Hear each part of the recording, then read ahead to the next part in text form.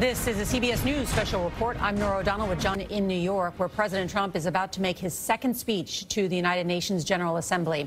Here's a live look at the Assembly chamber, where the president is expected to offer a strong indictment of Iran's ruling regime.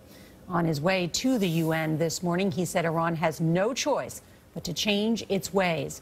His America First message may not be warmly received, however, by other UN countries, including some U.S. allies who disagree with the president on the Iran nuclear deal and other issues. Many of the delegates still remember Mr. Trump's first UN speech last year, where he criticized many aspects of the UN and mocked Kim Jong-un as Little Rocket Man. The president now says he and the North Korean leader are friends after their meeting back in June. You know, Nora, one of the things, he's going to be tough on Iran. UN Ambassador Nikki Haley on Sunday said that U.S. allies, Germany, U.K., that still want to stay in this deal with Iran, that they will be punished if they continue to do economic activity with Iran. And that is an amazing thing for the U.S. to say, that they will punish their allies if they keep these business ties. We'll see if the president talks about that today. What else could he say about Iran today? That the message he wants to get forward from not only his UN ambassador, but that his Secretary of State has been making? Probably he'll go to arguing, as Pompeo, as you mentioned, said, anywhere you look at trouble in the world, Iran has a hand in it. And whether it's Syria or weapons of proliferation of terrorist weapons, that Iran is always at the heart of it. And so he will try to argue kind of all the other stuff Iran is doing, which there is some agreement, considerable agreement among the allies, that Iran is doing all those other things. Where they, of course, have the disagreement is whether that deal signed in 2015 keeps the Iran nuclear program on freeze for the time being. And as we see now, President Trump is entering the General Assembly there to give remarks. He's being introduced. This is his second speech before the United Nations, which is always viewed as the president addressing the world in some respect, because other world leaders are there to listen to him. It is an opportunity to make the sorts of strong comments about Iran. We're also expecting the president to perhaps make some news on North Korea. He met just yesterday with the South Korean president. Let's listen now to President Trump in his second address before the United Nations. Madam President, Mr. Secretary General, world leaders, ambassadors, and distinguished delegates, 1 year ago, I stood before you for the first time in this grand hall. I addressed the threats facing our world, and I presented a vision to achieve a brighter future for all of humanity. Today, I stand before the United Nations General Assembly to share the extraordinary progress we've made. In less than 2 years, my administration has accomplished more than almost any administration in the history of our country. America's so true.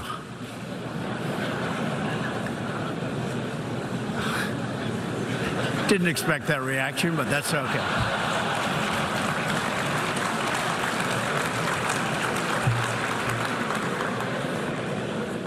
America's economy is booming like never before. Since my election, we've added $10 trillion in wealth. The stock market is at an all-time high in history, and jobless claims are at a 50-year low. African American, Hispanic American, and Asian American unemployment have all achieved their lowest levels ever recorded. We've added more than 4 million new jobs, including 500,000 manufacturing jobs. We have passed the biggest tax cuts and reforms in American history. We've started the construction of a major border wall, and we have greatly strengthened border security. We have secured record funding for our military, $700 billion this year and $716 billion next year. Our military will soon be more powerful than it has ever been before. In other words, the United States is stronger, safer, and a richer country than it was when I assumed office less than 2 years ago. We are standing up for America and for the American people, and we are also standing up for the world. This is great news for our citizens and for peace-loving people everywhere. We believe that when nations respect the rights of their neighbors and defend the interests of their people, they can better work together to secure the blessings of safety, prosperity, and peace. Each of us here today is the emissary of a distinct culture, a rich history, and a people bound together by ties of memory, tradition, and the values that make our homelands like nowhere else on earth. That is why America will always choose independence and cooperation over global governance, control, and domination. I honor the right of every nation in this room to pursue its own customs, beliefs, and traditions. The United States will not tell you how to live or work or worship. We only ask that you honor our sovereignty in return. From Warsaw to Brussels to Tokyo to Singapore, it has been my highest honor to represent the United States abroad. I have forged close relationships and friendships and strong partnerships with the leaders of many nations in this room, and our approach has always yielded incredible change. With support from many countries here today, we have engaged with North Korea to replace the specter of conflict with a bold and new push for peace.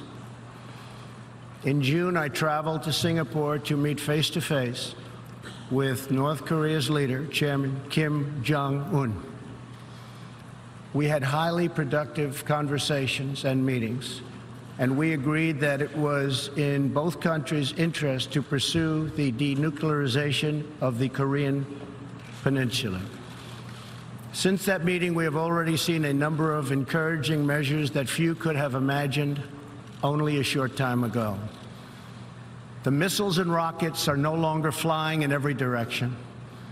Nuclear testing has stopped. Some military facilities are already being dismantled. Our hostages have been released, and as promised, the remains of our fallen heroes are being returned home to lay at rest in American soil. I would like to thank Chairman Kim for his courage and for the steps he has taken, though much work remains to be done.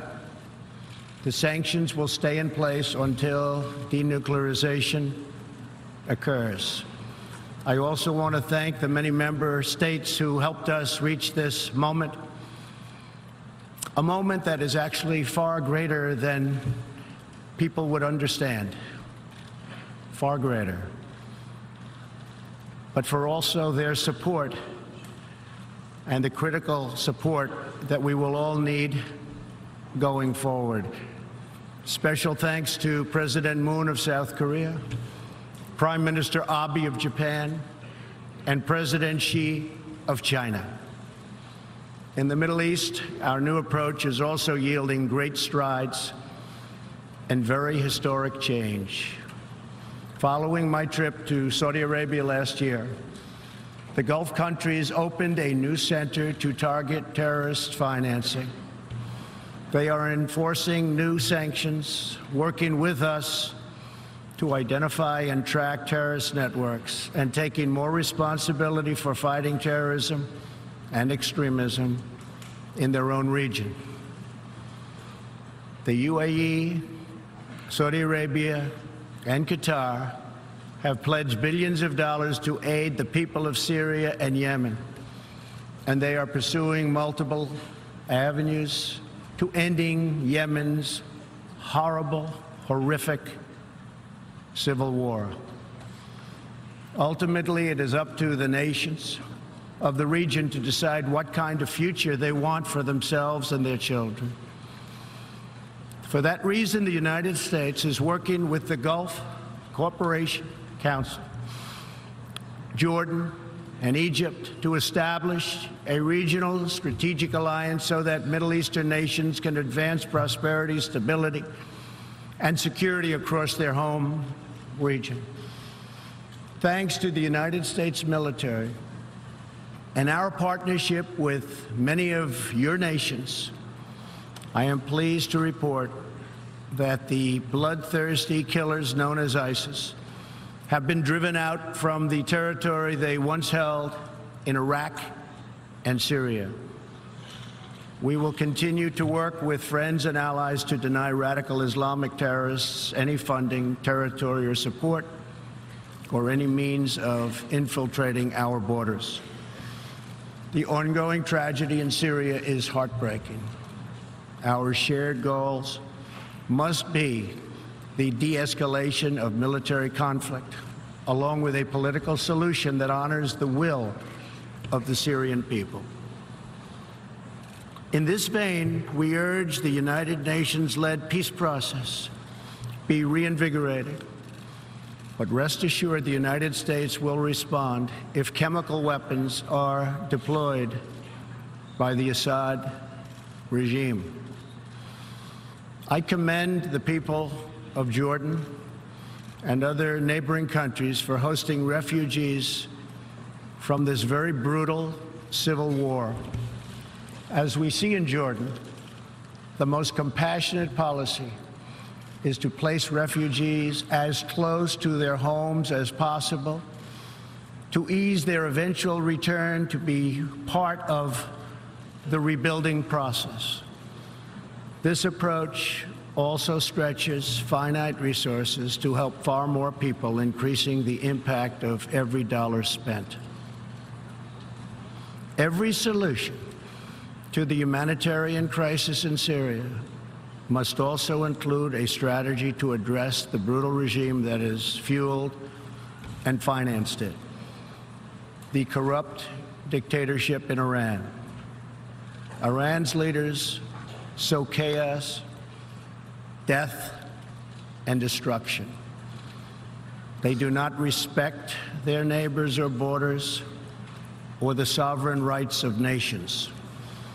Instead, Iran's leaders plunder the nation's resources to enrich themselves and to spread mayhem across the Middle East and far beyond. The Iranian people are rightly outraged that their leaders have embezzled billions of dollars from Iran's treasury, seized valuable portions of the economy, and looted the people's religious endowments, all to line their own pockets and send their proxies to wage war. Not good. Iran's neighbors have paid a heavy toll for the region's agenda of aggression and expansion. That is why so many countries in the Middle East strongly supported my decision to withdraw the United States from the horrible 2015 Iran nuclear deal and reimpose nuclear sanctions. The Iran deal was a windfall for Iran's leaders. In the years since the deal was reached, Iran's military budget grew nearly 40%. The dictatorship used the funds to build nuclear-capable missiles, increase internal repression, finance terrorism, and fund havoc and slaughter in Syria and Yemen. The United States has launched a campaign of economic pressure to deny the regime the funds it needs to advance its bloody agenda.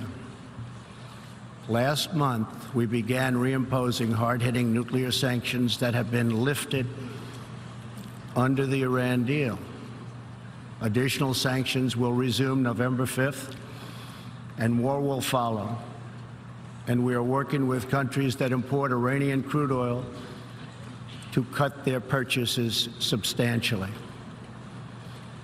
We cannot allow the world's leading sponsor of terrorism to possess the planet's most dangerous weapons. We cannot allow a regime that chants death to America and that threatens Israel with annihilation to possess the means to deliver a nuclear warhead to any city on earth. Just can't do it. We ask all nations to isolate Iran's regime as long as its aggression continues. And we ask all nations to support Iran's people as they struggle to reclaim their religious and righteous destiny. This year, we also took another significant step forward in the Middle East in recognition of every sovereign state to determine its own capital. I moved the U.S. Embassy in Israel to Jerusalem. The United States is committed to a future of peace and stability in the region, including peace between the Israelis and the Palestinians. That aim is advanced, not harmed, by acknowledging the obvious facts. America's policy of principled realism means we will not be held hostage to old dogmas, discredited ideologies, and so-called experts who have been proven wrong over the years, time and time again. This is true not only in matters of peace, but in matters of prosperity. We believe that trade must be fair and reciprocal. The United States will not be taken advantage of any longer. For decades, the United States opened its economy, the largest by far on earth, with few conditions. We allowed foreign goods from all over the world to flow freely across our borders. Yet, other countries did not grant us fair and reciprocal access to their markets in return. Even worse, some countries abused their openness to dump their products, subsidize their goods, target our industries, and manipulate their currencies to gain unfair advantage over our country. As a result, our trade deficit ballooned to nearly $800 billion a year. For this reason, we are systematically renegotiating broken and bad trade deals. Last month, we announced a groundbreaking U.S.-Mexico trade agreement.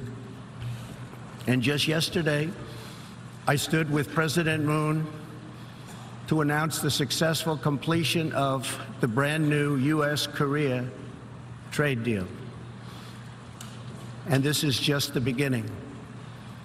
Many nations in this hall will agree that the world trading system is in dire need of change.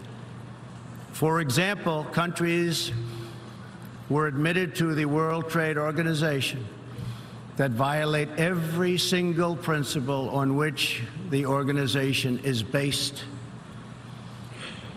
While the United States and many other nations play by the rules, these countries use government-run industrial planning and state-owned enterprises to rig the system in their favor.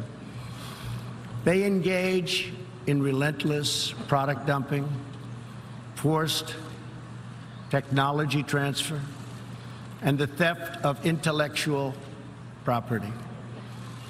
The United States lost over 3 million manufacturing jobs, nearly a quarter of all steel jobs, and 60,000 factories after China joined the WTO. And we have racked up $13 trillion in trade deficits over the last 2 decades.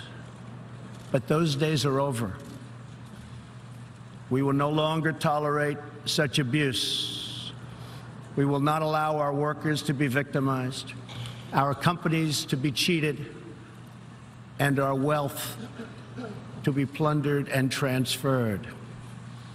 America will never apologize for protecting its citizens. The United States has just announced tariffs on another $200 billion in Chinese-made goods, for a total so far of $250 billion. I have great respect and affection for my friend, President Xi, but I've made clear our trade imbalance is just not acceptable. China's market distortions and the way they deal cannot be tolerated. As my administration has demonstrated, America will always act in our national interests. I spoke before this body last year and warned that the UN Human Rights Council had become a grave embarrassment to this institution, shielding egregious human rights abusers while bashing America and its many friends. Our ambassador to the United Nations, Nikki Haley, laid out a clear agenda for reform, but despite reported and repeated warnings, no action at all was taken. So the United States took the only responsible course. We withdrew from the Human Rights Council, and we will not return until real reform is enacted. For similar reasons, the United States will provide no support in recognition to the International Criminal Court. As far as America is concerned, the ICC has no jurisdiction, no legitimacy, and no authority. The ICC claims near universal jurisdiction over the citizens of every country, violating all principles of justice, fairness, and due process. We will never surrender America's sovereignty to an unelected, unaccountable global bureaucracy. America is governed by Americans. We reject the ideology of globalism, and we embrace the doctrine of patriotism. Around the world, responsible nations must defend against threats to sovereignty, not just from global governments, but also from other new forms of coercion and domination. In America, we believe strongly in energy security for ourselves and for our allies. We have become the largest energy producer anywhere on the face of the earth. The United States stands ready to export our abundant, affordable supply of oil, clean coal, and natural gas. OPEC and OPEC nations are, as usual, ripping off the rest of the world. And I don't like it. Nobody should like it. We defend many of these nations for nothing, and then they take advantage of us by giving us high oil prices. Not good. We want them to stop raising prices. We want them to start lowering prices, and they must contribute substantially to military protection from now on. We are not going to put up with it, these horrible prices, much longer. Reliance on a single foreign supplier can leave a nation vulnerable to extortion and intimidation. That is why we congratulate European states such as Poland for leading the construction of a Baltic pipeline so that nations are not dependent on Russia to meet their energy needs. Germany will become totally dependent on Russian energy if it does not immediately change course.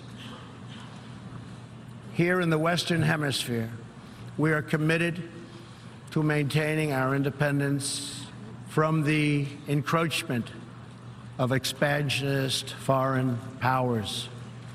It has been the formal policy of our country since President Monroe that we reject the interference of foreign nations in this hemisphere and in our own affairs. The United States has recently strengthened our laws to better screen foreign investments in our country for national security threats. And we welcome cooperation with countries in this region and around the world that wish to do the same. You need to do it for your own protection. The United States is also working with partners in Latin America to confront threats to sovereignty from uncontrolled migration. Tolerance for human struggling and human smuggling and trafficking is not humane. It's a horrible thing that's going on at levels that nobody has ever seen before. It's very, very cruel. Illegal immigration funds criminal networks, ruthless gangs, and the flow of deadly drugs. Illegal immigration exploits vulnerable populations, hurts hardworking citizens, and has produced a vicious cycle of crime, violence, and poverty. Only by upholding national borders, destroying criminal gangs, can we break this cycle and establish a real foundation for prosperity. We recognize the right of every nation in this room to set its own immigration policy in accordance with its national interests, just as we ask other countries to respect our own right to do the same, which we are doing. That is one reason the United States will not participate in the new global compact on migration. Migration should not be governed by an international body unaccountable to our own citizens. Ultimately, the only long-term solution to the migration crisis is to help people build more hopeful futures in their home countries, make their countries great again. Currently, we are witnessing a human tragedy, as an example, in Venezuela.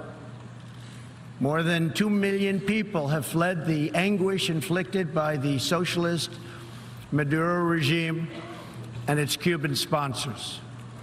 Not long ago, Venezuela was one of the richest countries on earth. Today, socialism has bankrupted the oil-rich nation and driven its people into abject poverty. Virtually everywhere socialism or communism has been tried, it has produced suffering, corruption, and decay. Socialism's thirst for power leads to expansion, incursion, and oppression. All nations of the world should resist socialism and the misery that it brings to everyone.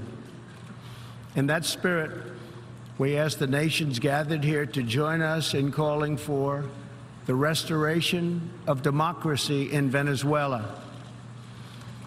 Today, we are announcing additional sanctions against the repressive regime, targeting Maduro's inner circle and close advisors.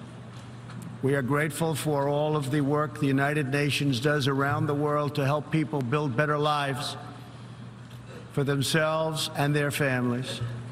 The United States is the world's largest giver in the world, by far, of foreign aid. But few give anything to us. That is why we are taking a hard look at U.S. foreign assistance. That will be headed up by Secretary of State Mike Pompeo. We will examine what is working, what is not working, and whether the countries who receive our dollars and our protection also have our interests at heart.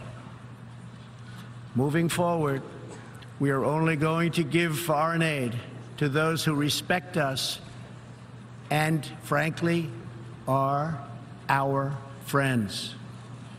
And we expect other countries to pay their fair share for the cost of their defense. The United States is committed to making the United Nations more effective and accountable. I have said many times that the United Nations has unlimited potential. As part of our reform effort, I have told our negotiators that the United States will not pay more than 25% of the UN peacekeeping budget. This will encourage other countries to step up, get involved, and also share in this very large burden. And we are working to shift more of our funding from assessed contributions to voluntary, so that we can target American resources to the programs with the best record of success. Only when each of us does our part and contributes our share can we realize the UN's highest aspirations. We must pursue peace without fear, hope without despair, and security without apology. Looking around this hall, where so much history has transpired, we think of the many before us who have come here to address the challenges of their nations and of their times. And our thoughts turn to the same question that ran through all their speeches and resolutions, through every word and every hope. It is the question of what kind of world will we leave for our children, and what kind of nations they will inherit. The dreams that fill this hall today are as diverse as the people who have stood at this podium, and as varied as the countries represented right here in this body are. It really is something. It really is great, great history. There is India, a free society, over 1 billion people, successfully lifting countless millions out of poverty and into the middle class.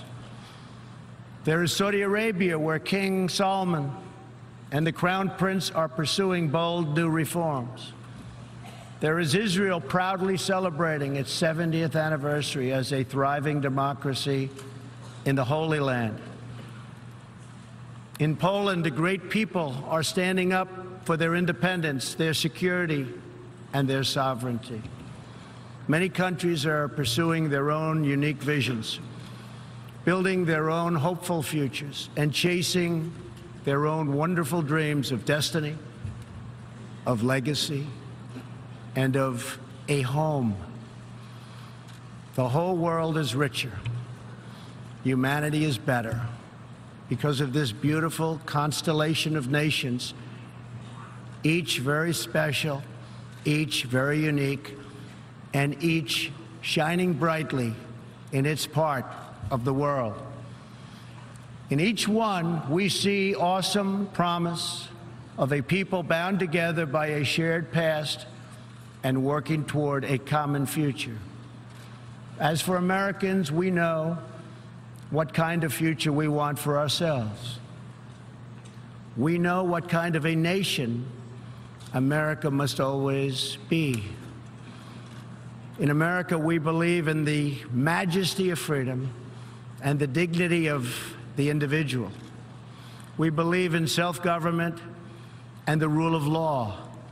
And we prize the culture that sustains our liberty, a culture built on strong families, deep faith, and fierce independence. We celebrate our heroes. We treasure our traditions.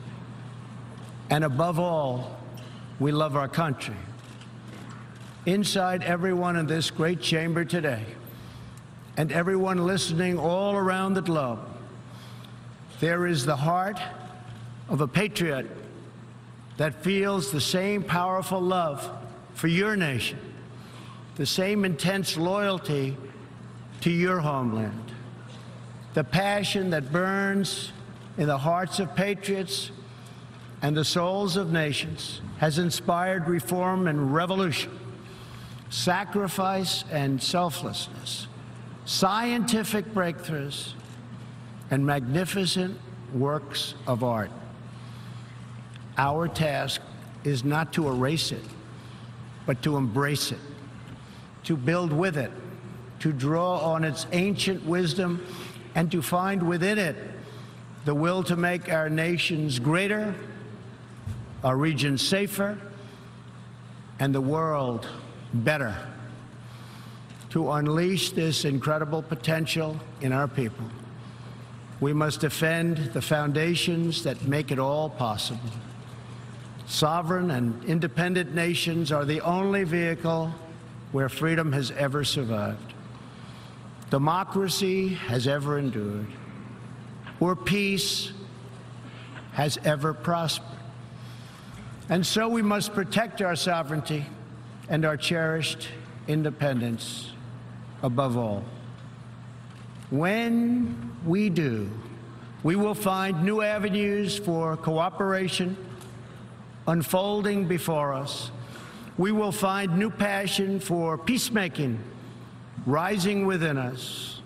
We will find new purpose, new resolve, and new spirit flourishing all around us, and making this a more beautiful world in which to live. So together, let us choose a future of patriotism, prosperity, and pride. Let us choose peace and freedom over domination and defeat. And let us come here to this place to stand for our people and their nations, forever strong, forever sovereign, forever just, and forever thankful for the grace and the goodness and the glory of God. Thank you, God bless you, and God bless the nations of the world. Thank you very much. Thank you. On behalf of the General Assembly, I wish to thank the President of the United States of America. The President of the United States on the world's most important diplomatic stage, boasting, bragging to the world of unprecedented accomplishments, and saying that in the less than 2 years of his administration, he's accomplished more than any other administration in the history of the world, which got some laughs. He got some laughs. He was, as he said, not expecting that. The entire speech was an attempt at making an argument, which was to a collective organization that was founded around the idea that countries need to come together and not just act independently. He was saying, no, it is acting independently that will keep our world safe. That's his argument. He's been making it since the campaign. It is not one that any of the members there, or most of the members there, have signed on to. Part of this America First message that has defined the Trump presidency. That's exactly right. That's exactly right. Coverage will continue throughout the day on your local news, on this CBS station, and on our 24-hour streaming network, CBSN. Watch it at cbsnews.com. There will also be a full wrap-up tonight on the CBS Evening News with Jeff Glor. Many of you will return now to CBS This Morning. This has been a CBS News special report. I'm Nora O'Donnell with John Dickerson, CBS News, New York. For news 24 hours a day, go to cbsnews.com.